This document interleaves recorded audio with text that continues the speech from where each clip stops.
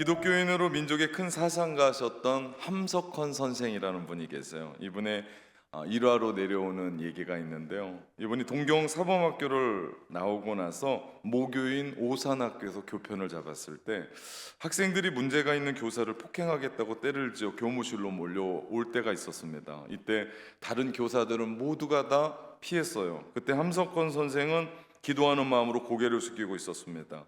그때 문제의 교사가 함석헌 선생인 줄 알고 착각했던 학생들이 몰려가서 사정없이 구타를 했어요.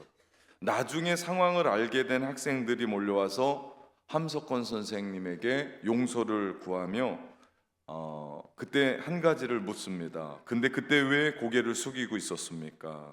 선생님. 그때 함석헌 선생님이 이런 대답을 합니다. 내가 눈을 뜨고 맞았다면 내 사랑하는 제자 중 누가 나를 때렸는지 알 것이 아닌가. 또 자네들도 알 것이고, 그러면 내가 어떻게 강단에 서겠으며 또 자네들도 어떻게 나를 보겠는가라고 답을 합니다. 그건 감동을 일으킵니다.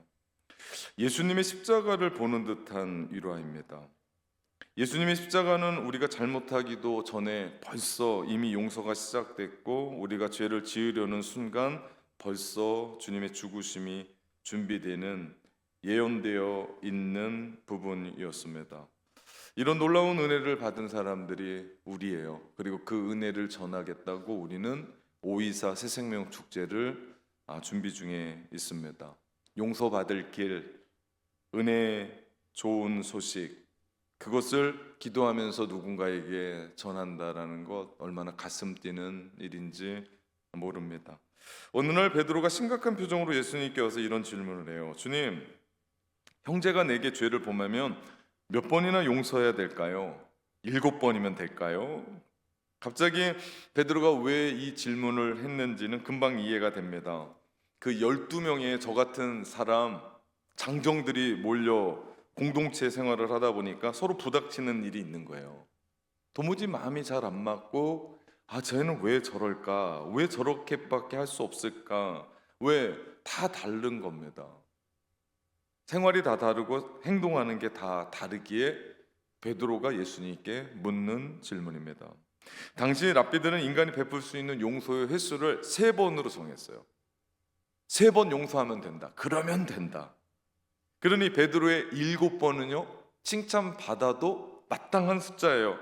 그래서 베드로가 파격적인 숫자를 얘기하는 거예요. 2배도 아니고 2배에 플러스 1 해가지고 7번 용서하면 될 겁니다. 되지 않을까요? 이 정도면 되겠지 하고 예수님께 얘기를 했더니 예수님은 뭐라고 그래요? 70번씩 7번이라도 용서해라. 70 곱하기 7은 490번. 베드로의 입이 딱 벌어졌어요. 예? 주님? 이 무슨 얘기예요? 주님이 말씀하시려고 하는 이야기는 무한정 용서예요. 세 가지고 490번 셀 수도 없을 뿐더러 너희 그렇게 용서해라. 너무나 힘든 얘기예요. 그때 예수님은 베드로의 마음을 아시고 이런 비유를 하십니다. 옛날 어떤 임금에게 종이 1만 달란트, 지금 시세로 1만 달란트가 얼마인지 제가 AI한테 물어봤습니다. 금으로 하면 81조 원, 은으로 하면 1조 원. 여러분이 너무 놀랄 것 같아서, 은과 금은 시대마다 다르니까 지금 금이 최고로 치고 있으니까 이건 안 되겠다 싶어서 노동자 하루 폼싸 계산해 보니까 한 달란트에 6천 데나리온이에요. 그리고 1데나리온은 하루 품삯이에요. 요즘 시대로 하루에 10만 원 번다 합시다. 그렇게 해서 따져보니까 1만 달란트는 한화로 6조 원에 달아요. 6조. 여기서 말하는 1만 달란트 빚졌다는 얘기는요, 한마디로 말하면 어마어마한 빚을 졌다는 얘기고요. 그 얘기의 단서는 뭐예요? 갚을 수 없다는 얘기예요. 갚을 수 없는, 내가 할 수 없는 그런 돈을 빚진 거예요. 그렇게 전제를 하고 있어요. 주인에게 얘기합니다. 주인이 얘기해요. 너의 처자 그리고 자식 노예로 팔고 소유를 다 팔아 갚으라. 사실 그렇게 해도 이 돈은 갚지 못할 돈입니다. 그 종이 엎드려 절하며 임금에게 말합니다. 저를 참아 주십시오. 용서해 주십시오. 그때 이 임금이 그 종이 너무 불쌍하고 너무 안타까워서 모두를 탕감해줘요. 여기서 주목할 단어가 있습니다. 그것은 불쌍히 여겼다는 거예요. 종이 너무 뜻밖이었어요. 완전히 끝난 거예요. 깨끗하게 빚이 사라진 겁니다. 이게 웬일이에요? 마치 죽었다가 살아난 거예요. 그런데 문제는 임금이 그렇게 해준 게 너무 얼떨떨 그래 했어서 그랬을까요? 너무 기쁜 나머지 왕궁을 빠져나오는 데부터 시작이 됩니다. 그만큼 은혜를 받았으면 나도 웬만한 건 용서해 줘야 되는 거 아니에요? 그런데 자기에게 100데나리온 빚진 사람을 만나요. 지금의 시세로 따져보니까 그가 용서받은 건 6조 원이고 자기가 구워준 거는 1,000만 원이에요. 지금으로. 그 친구가 애원합니다. 친구 정말 미안하네. 집에 사정이 있어서 내 아내가 아프지 않은가. 차일피 시간을 좀 더 주게나. 그 친구가 조금만 기다려 달라고 애원하는데 이 종은 막무가내로 멱살을 잡고 이놈아 내 돈 갚으라 그러면서 어떻게 해요? 옥에 집어넣어요. 자기는 지금 얼마의 돈을 탕감받았어요? 6천만 원이 아니에요. 6억도 아니에요. 우리가 상상할 수도 없는 6조 원의 돈을 탕감받았어요. 그런데 1,000만 원의 돈을 가지고 지금 그 친구를 멱살 잡고 옥에 집어넣었어요. 이 소식을 임금이 들었어요.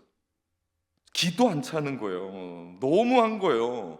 화가 났습니다. 그 종을 불러드립니다. 그리고 내가 너를 불쌍히 여긴 같이 너도 그 친구 불쌍히 여겨줄 수 없었냐?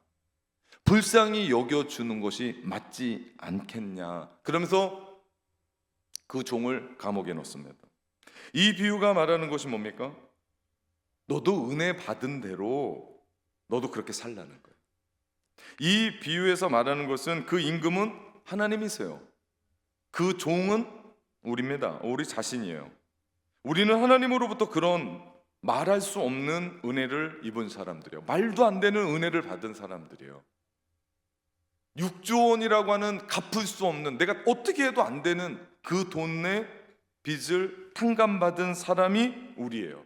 그렇게 주님이 우리를, 죄로 말미암아 죽었던 우리를, 죄 때문에 다 갚을 수 없는 우리를 깨끗하게 용서해 주시고 새 생명을 주신 분이 하나님이세요. 우린 새 생명을 그렇게 입었어요. 영원한 생명을 얻고 요한복음에서 이야기하는 영원한 생명은 죽어서가 아니고 지금 예수 그리스도를 영접한 그 순간부터 우리에게는 영원히 열려 있다고 얘기했고, 우리는 영원한 그 삶, 하나님의 나라를 지금 여기에서 살아갑니다. 그러면 우리가 그렇게 용서함을 받고 새 생명을 얻은 사람으로 우리가 용서하지 못할 사람이 어디 있겠습니까? 사순절 즈음에 사실은 사순절 시리즈를 하고 싶었는데 뭐가 이렇게 바쁜지 오후 예배 때 제가 설교할 시간이 별로 없었어요. 그래서 이번 한 번 하고 끝날 것 같아요. 다음 주도 흩어지는 목장이에요. 네, 여러분의 얼굴은 미소가 흘러요. 네, 사순절 즈음에 가장 중요한 설교가 뭘까라고 생각했더니 우리에게 정말 심각할 정도로 잘 안 되는 용서에 대한 주제가 떠올랐어요. 그런데도 우리는 우리 삶 속에서 용서하지 못하고 살아요. 아니, 평생 원수로 살아가요. 안 보면 되지, 말 안 하면 되지, 등 돌리면 되지, 그게 뭐 대수인가 하며 살아요. 어떤 사람은 내 눈에 흙이 들어가기 전까지 용서할 수 없다고 얘기해요. 그런 분들은 흙 뿌려드려야 돼. 이거는 크리스천이 말할 말이 아니에요. 또한 우리 마음 가운데 생각하기에 그런 생각해요. 내가 뭐 잘못했어? 네가 먼저 와서 나한테 용서를 구해야지. 그게 맞지? 라고 생각을 해요. 정말 그렇게 생각한다면 먼저 가서 용서를 구해야 되는데 상대방은 무슨 눈치로나 혹은 행동으로나 신호를 보내지 않는지 계속해서 살펴요. 나는 언제나 용서할 준비가 됐어. 그러니 네가 나한테 와야 돼 라고. 나는 가지 않을 거야. 절대로 네가 먼저 오지 않으면 용서하지 않겠다라는 마음으로 세상을 삽니다. 노벨 문학상을 받은 가브리엘 마르케즈의 소설 가운데 콜레라 시대의 사랑이라는 작품이 있습니다. 현대인의 가정이 얼마나 사소한 것으로 붕괴되는지를 이야기하는 소설이에요. 어느 날 아내가 세면대에 비누 꺼내놓는 을 잊었어요. 남편이 역정을 내자 아내도 당신이 좀 챙기면 안 되냐고 맞받아칩니다. 남편이 더 화가 나서 한두 번이면 내가 말도 안 하지, 비누 없이 샤워한 지 일주일이 되었다고 역정을 냅니다. 그렇게 이 두 부부가 싸운 뒤 장장 7개월 동안 이 부부는 냉전 상태로 지내요. 밥을 말없이 먹고 잠도 각자 방에서 자면서 지냅니다. 그러면서요, 밤마다 남편은 아내가 다가와 주기를 기다리고 아내는 아내대로 남편이 방문을 열고 곁에 눕기를 기다리면서 잠을 이루지 못합니다. 그러나 어느 쪽도 먼저 사과하지 않습니다. 만약 한쪽에서 여보 내가 미안해요, 내가 잘못했어 라고 얘기했으면 아무것도 아닌 것을 가지고 그렇게 삽니다. 혹 이것이 우리의 삶의 단면은 아닌지요. 문제는 항상 그래요. 상대방이 항상 먼저 항복해 오기를 기다립니다. 그래서 문제가 해결되지 않는 거예요. 예수님이 십자가상에서 하신 첫 번째 말씀을 기억합니까? 아버지여 저들의 죄를 용서하여 주옵소서, 자기들이 하는 일을 알지 못하니이다. 이것은 그들을 용서해달라고 찾아와서 용서한 게 아니에요. 십자가상에서 가상칠언 중에 맨 처음에 기도하신 거예요. 예수님 자신이 그렇게 용서한 거예요. 먼저 용서한 겁니다. 중요한 대목이요, 우리는 용서와 화해를 혼돈합니다. 용서하면 화해된다고 생각해요. 그런데 사실 화해가 안 될 수도 있어요. 용서는 내가 그렇게 하는 겁니다. 화해가 되고 안 되고는 모르겠습니다. 그것을 십자가에서 보여주세요. 아버지여 저들 용서하여 주옵소서, 자기들이 하는 일을 알지 못하니이다. 예수님이 그들을 용서했어요. 그런데 예수님은 십자가에서 죽으셨어요. 우리는 용서와 화해에 대한 부분을 혼돈해서는 안 됩니다. 중요한 것은 예수님은 그들의 행위와 그들의 자신을 구분하셨어요. 우리가 그렇게 볼 수 있는 눈을 가져야 돼요. 그래야 용서할 수 있어요. 즉 죄는 미워하되 사람은 미워하지 말자는 거예요. 죄는 미워하되 사람은 용서하자는 거예요. 그렇게 받아들이자는 거예요. 주님은 그들의 영혼에 관심을 가지셨어요. 그들을 불쌍히 여기신 겁니다. 여러분, 용서는 불쌍히 여길 때만 가능해요. 그 전에는 이루어질 수가 없습니다. 화내면서 짜증내면서 체념하듯이 용서는 할 수 없어요. 아유 그래 내가 용서할게 됐어 이렇게는 할 수가 없어요. 오늘 임금이 하는 말도 그것입니다. 내가 너를 불쌍히 여긴 같이 친구를 그렇게 불쌍히 여기지 못했냐라는 거였습니다. 주님이 가르쳐 주신 기도, 우리 다섯 번째 기도, 내일부터 보는 미라클 50일 작정 기도의 기도가 이거 아닙니까? 우리가 우리의 죄를 사하여 준 것 같이 우리 죄를 사하여 주옵소서. 이 이야기는요, 오늘 본문 마지막 절에 나와 있는 말씀과 동일해요. 너희가 각각 마음으로부터 형제를 용서하지 아니하면 나의 하늘 아버지께서도 너희에게 이같이 하시리라. 동일한 얘기예요. 주님의 우리 가운데 가르쳐 주신 기도나 오늘 예수님이 말씀하신 부분이나 다르지 않습니다. 이 말은 우리가 이만큼 용서하면 이만큼 용서해 준다는 말씀이 아니에요. 하나님이 우리를 다 용서하신 같이 너희도 용서하라는 얘기예요. 우리 가운데 말씀하시는 겁니다. 하나님의 은혜를 받은 자처럼 하나님의 자녀가 된 우리는 용서하며 사는 것이 맞습니다. 우리가 신앙생활을 처음 시작하는 단계는요, 교회에 나오는 게 아니에요. 물론 교회에 나와야 되겠지만 우리 신앙의 임무는 첫 번째 단계는 내가 누구인지를 깨닫는 거예요. 다시 말하면 나의 죄를 인정하는 거예요. 그래 예수님이 필요합니다. 그러지 않으면 예수님도요, 내가 가지고 있는 여러 장신구 중에 하나, 액세서리 하나, 그래 낙원교회 잘 나간다니까 내가 낙원교회 성도 돼야겠다라는 쯤으로 하는 거예요. 남들이 다 교회 다니니까 나도 교회는 다녀야지 그러면서 적을 올려놓는 거나 마찬가지예요. 여러분, 기독교의 입문의 처음 시작은 내가 나의 죄를 깨닫고, 그러니까 답이 없는 거예요. 내가 누구인지를 깨달으니까 그 다음에 답이 없는 거예요. 왜? 옷은 세탁기에 집어넣고 빨면 되는데 내 영혼은 빨 재간이 없는 거예요. 어떻게 할 수가 없는 거예요. 그것 때문에 밤잠을 못 자고 식은땀이 나고, 그것 때문에 고민하고, 그것 때문에 아무도 모르게 살이 빠지고, 그것도 아무도 모르게 내가 고민하고 전전긍긍하고 살아가는 거예요. 근데 나의 죄를 인정하고 나니까 나에게 누가 필요한 거예요? 예수 그리스도. 왜 그래요? 십자가에서 나의 죄를 전부 다 담당하고 죽으셨던 예수 그리스도 믿을 때 내가 새로운 사람이 되고, 내가 하나님의 자녀가 되고, 내가 구속곧 죄사함을 얻게 되니까, 내가 누구인지를 깨닫게 되니까 나의 죄 때문에 나를 위해 죽으셨던 예수 그리스도가 필요한 거예요. 이것이 신앙의 기초예요. 이것이 신앙의 문을 들어가는 기초예요. 낙원교회 들어오려면 황금문 열고 들어와야 되잖아요. 제가 우리 교회 와서 제일 처음에 가장 남에게 아무에게도 얘기 못했지만 가장 어색했던 문이 현관문이에요. 왜 황금으로 만들었을까? 그랬더니 우리 교회가 이름이 뭐예요? 낙원인 거예요. 요한계시록에 보니까 황금문 황금길. 그러면 그 바닥도 대리석으로 깔지 말고 황금으로 좀 깔아야지. 할 거였으면 다 그래야죠. 그죠?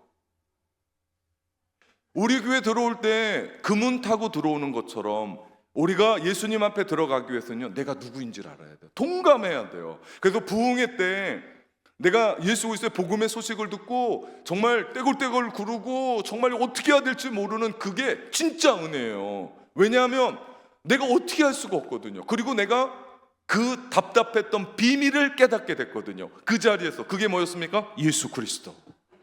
이것이 신앙의 기본 중에 기본이에요. 근데 이 기본이 안 돼 있으니까 교회에 와서 뭔가 하는 줄 알고, 교회에 와서 어떤 일들을 하는 게 신앙인 줄 알고, 어떤 부분들이 그런 건 줄 알고 지나가요. 여러분, 기본이 돼 있으면 그 다음을 이뤄갈 수가 없습니다. 이 단계를 거치지 않고 예수님을 만날 길이 없어요. 만난 척하고 교회 다니다가 어떤 일이 뻥 하고 터지면 나가 떨어져요. 아니면 그냥 교회 다니는 거예요. 말씀드린 것처럼 취미생활처럼, 액세서리처럼 내 안에 뭔가라도 있어야 되지 않겠나 하면서 교회를 다니는 겁니다. 그러면 여기에 문제가 하나가 생겨요. 그게 뭐냐면 내가 교회를 아무리 다녀도 우리의 삶에 뭐가 없어? 변화가 없어. 이게 특징이에요. 이게. 그렇기 때문에 우리가 복음, 예수 그리스도 얘기를 그렇게 하는 게 이게 답이기 때문이에요. 그분으로 말미암아 내가 변화됩니다. 그분으로 말미암아 내가 치유됩니다. 그분으로 말미암아 내가 회복돼요. 그분으로 말미암아 내가 세워집니다. 우리가 이 부분을 정확하게 얘기해야 돼요. 주님을 만났을 때 내 죄가 회개되잖아요. 그러면 그 감격이 우리 가운데 살아나요. 그러면 우리는 용서 못할 인간이 아무도 없다. 여러분, 이게 결론이에요.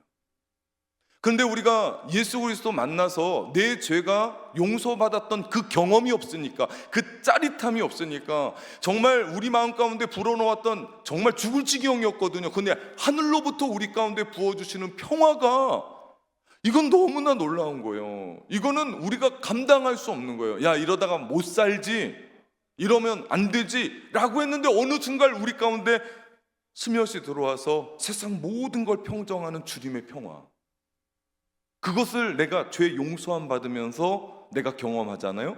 그러면 우리도요, 그 은혜로 누군가를 용서할 수 있는 거예요. 임금이 얘기하는 게 그거 아닙니까? 내가 나한테 긍휼함을 받지 않았냐? 너도 네 친구에게 그렇게 할 수 없었더냐?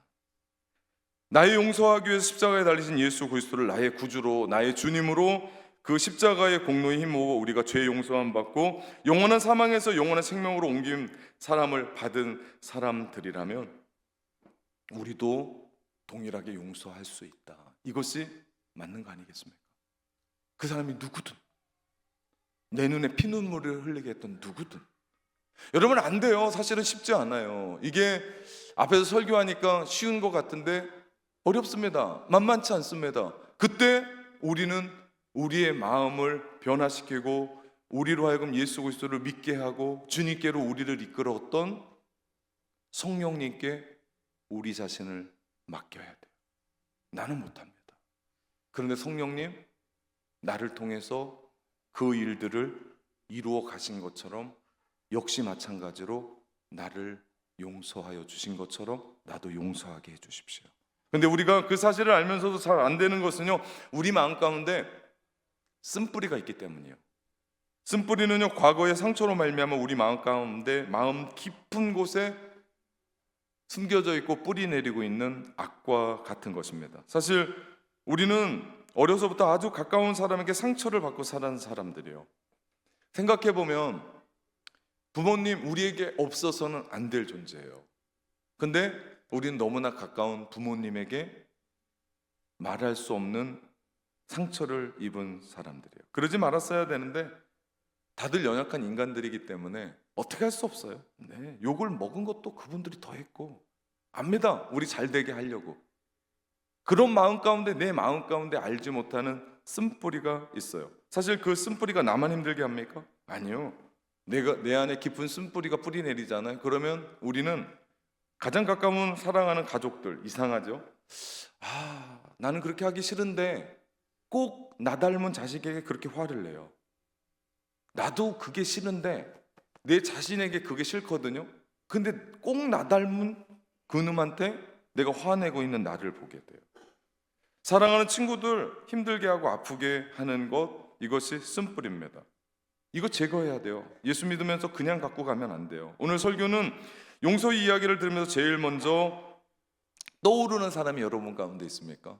용서라고 하는 주제, 교회에서 한두 번 들은 얘기 아니올 거고, 오늘 특별히 이 설교를 들으며 여러분 머릿속에 스쳐가는 그 한 사람이 있습니까? 미안한 거예요. 그리고 용서해야 되는 거예요. 떠올랐다면, 주님이 우리 가운데 떠오르게 했다면, 갑자기 이 설교 들으는데 북한의 김정은이 생각납니까? 아니요, 그럴 일은 없습니다. 내가 그를 용서해야겠다, 이란의 누군가 모르겠습니다. 그럴 일은 없습니다. 너무 가까워서 함께하는 내 자식, 내 남편, 내 아내, 부모님, 가족들, 형제, 자매들, 친한 친구들, 동료들, 이제는 우리가 용서를 받아야 될 뿐만 아니라 우리가 용서를 해야 됩니다. 그래서 용서 설교하면요, 얼굴이 펴지지가 않아요. 지금 여러분의 얼굴 같아요. 네, 이거 어떻게 할 수가 없어요. 제가 이 설교를 한두 번 한 것도 아니고. 네, 그래도 저는 사명인 줄 알고 합니다. 네, 제가 말씀드리잖아요. 낙하산과 얼굴이 펴지지 않으면 죽는다. 피셔야 돼요. 쓴뿌리 때문에 그래요. 그거 용서해야 되나? 예. 여러분, 이게 마지막 찬스인 줄 알고 내가 해야지, 다음에 한 번 더 설교하면 해야겠다, 그런 생각하지 마시고 이제는 용서할 때가 됐어요. 사실 그것 때문에 우리가 억울했고, 그것 때문에 내가 병까지 얻었고, 내가 분했고, 그 쓴뿌리 때문에 우리는 아직도 자유하지 못합니다. 너무나 안타까워요. 이제 그 분노의 쓴뿌리, 미움의 쓴뿌리에서 자유케 돼야 돼요.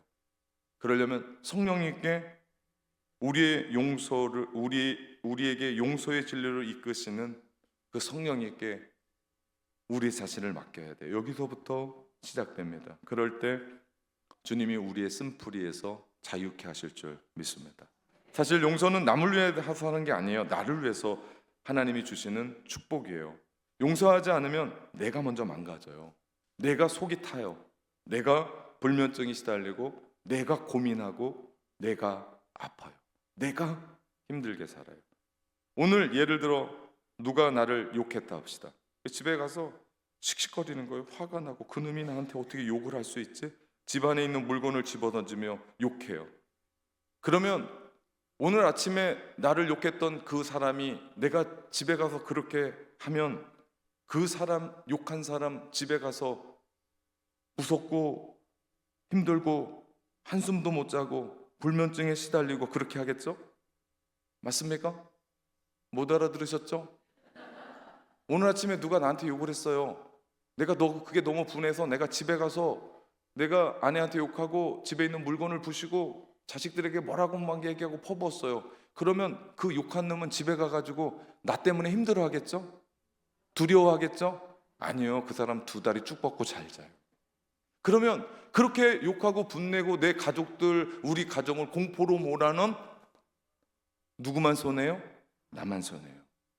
그렇기 때문에 용서는 남을 위해 하는 게 아니에요. 용서는 나를 위해서 하는 거예요. 이제는 용서하십시오. 도무지 내 힘으로 되지 않는 어떤 사건이나 어떤 인물이 있으면 또 말씀드립니다. 성령님께 위탁하십시오. 오늘 설교를 듣는데 내 마음이 불편합니다. 하나님, 근데 나는 안 됩니다. 주님이 나를 사용해 주십시오. 이 용서를 주님이 나로 하여금 바꾸셔서 행하게 해주죠. 그러면 우리 가운데 말씀하세요. 그러면 내가 그렇게 따라 살면 돼요. 그러면 내 삶에 용서가 시작돼요. 그렇게 될 때 내가 그 아픈 상처로부터 해방이 돼요. 그 고통의 포로로부터 놓이게 돼요. 사단은 교묘해서 우리 마음속에 들어와 우리의 감정을 드러내놓고 절대로 그 사람을 용서하면 안 된다고 얘기해요. 그 사람이 먼저 내게 와서 용서할 때까지 너 절대 용서하면 안 돼? 넌 자존심도 없냐? 너는 아니야. 신약에 나오는 용서라는 단어의 본래 뜻은요, 자신을 풀어주다, 멀리 놓아주다, 자유케 하다라는 뜻이에요. 나를, 남이 아니에요. 나를. 용서로 인해 자유를 얻은 사람이 바로 나예요. 최대의 수요자는 다른 사람이 아니라 납니다. 여러분, 용서하기 시작하면 상대방은 변합니다. 틀림이 없습니다. 빅토르 위고의 레미제라블에 나오는 책의 형사 자베르, 아주 우리로 말하면요 독한 사람이에요. 뭐 이런 인간이 다 있을까? 정말 형사에 딱 맞는 자베르. 사제관에서 은잔을 훔쳐 나오는 장발장을 끌고 어떻게 잡았는지 집요했어요. 신부의 집을 두드립니다. 평생 감옥에 쳐 넣으려고. 이제는 끝났다 장발장. 자베르가 그렇게 장발장 쫓아다녔거든요. 끌고 온 거예요. 근데 뜻밖에도 신부의 입에서 나오는 이야기. 다시 오셨군요. 참 다행입니다. 제가 은잔하고 촛대까지 드렸는데 그것을 깜빡 잊으셨나 봅니다. 그것도 은이라서 조끼 200프랑이나 나갈 건데 깜빡 잊고 가셨군요. 그러면서 은잔을 장발장이 훔친 것이 아니라 자기가 준 것이라고 얘기하고 촛대까지도 줍니다. 자베르가 두 발 두 손을 다 들어요. 아예 장발장은 말을 잃고 신부가 촛대까지 주우면서 이 돈을 정직한 사람이 되는 데 쓰라고 저와 약속한 것 절대 잃지 말라고 하면서 줍니다.